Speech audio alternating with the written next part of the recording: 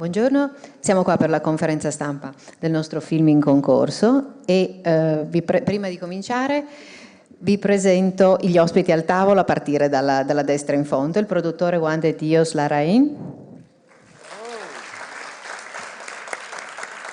la protagonista del film Mariana di Girolamo, il regista e co-sceneggiatore del film abitué di Venezia Pablo Larraín, e il protagonista Gael García Bernal.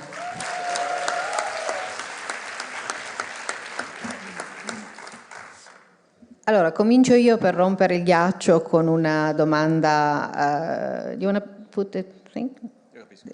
Ok, tutto. Io comincio con una domanda per Pablo. Perché il reggaeton? Perché questo sfondo? Te l'hanno chiesto tante volte oggi. You want to sing the song, Gael? Yeah. No? I'll tell you quickly. You know, we were sort of thinking and planning on the movie, and our musician, who is this wonderful Chilean musician called Nicolas Jar, we met and you know, we started discussing the music, and he showed me the most listened songs in Chile and in the rest of Latin America, and in Spotify at least, the 10 top songs were all reggaeton. And he was like, you want to make a movie about contemporary people, you have to do it with reggaeton. And I'm like, I'm not a fan of reggaeton. And then he's like, well, let's do it. And I asked him, can you do some reggaeton? And he said, yes, let me try. And he did it. And I have to say that in the process of the movie, I end up enjoying reggaeton, and I actually like it. You know, I think it's very interesting. I think it's a generation that is expressing themselves with the music.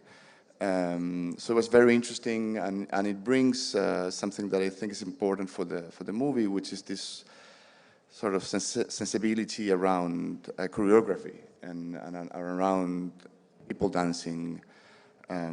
So yes, I think it's quite important for the film, the logic of the music and what it does internally for the characters.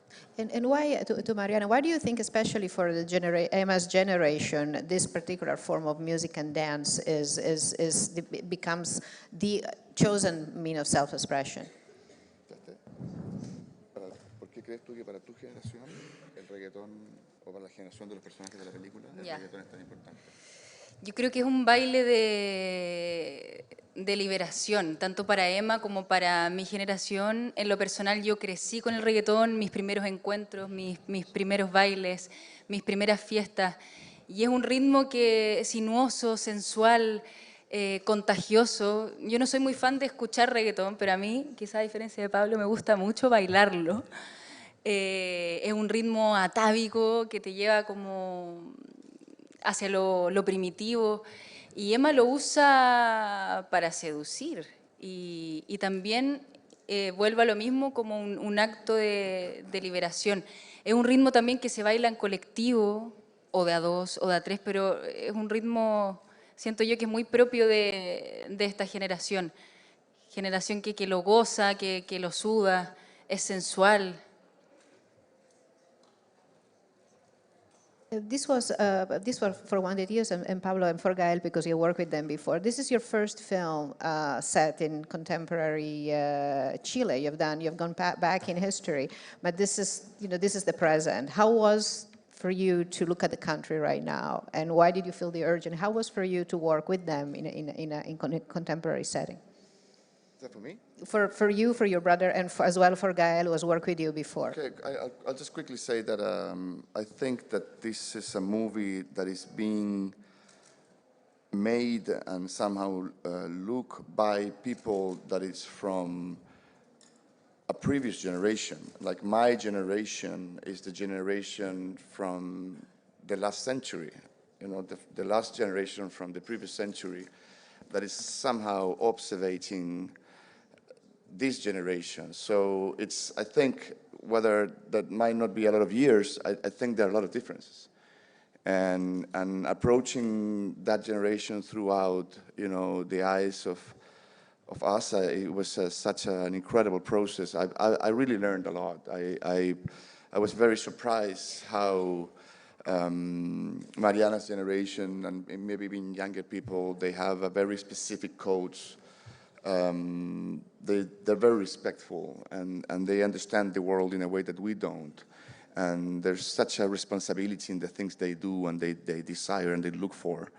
So it was a challenge, and I really enjoyed it. And I learned a lot, not only about reggaeton, but also about you know, ethic and aesthetics around the behavior of this generation. Yeah, you know, usually when looking at the past, in a way, you're also working on a kind of an ontological level of trying to understand more or less the way things were, how they thought, how the day-to-day was going, what was the rhythm of the mundane, and you kind of don't have that reflection when you're doing something about the present in a way. But in this case, there was something natural about how trying to understand the present is also trying to understand certain situations that exist that are different from before and that will be different from afterwards. And one of them is that we're living a moment of, you know, the end of certainties in a way. We are living a moment where we need new narratives, we need new ways of hoping and expressing and constructing a future. And we know that the certainties from the past, especially the most lacerant ones, the most hurtful ones, have no longer place in the world right now, or should not be the way forward. That's why it is a moment where you really feel the old versus the new in a way. The old that is not hopeful, that it doesn't, you know, propose a future. It is something that we are getting rid of in a way. The old that is proposing a future out of experience, out of so many things to say, it is definitely, we have to listen to that narrative, and that is a narrative that we normally don't look towards that. So there are many things that are challenged here in the film, you know, and that we approach with that sense. I mean, like, you know, family, the concept of sexuality, the concept of solitude, and the concept of becoming, freedom, many issues. But it is interesting in this film. All the ingredients came in to make a very interesting experiment.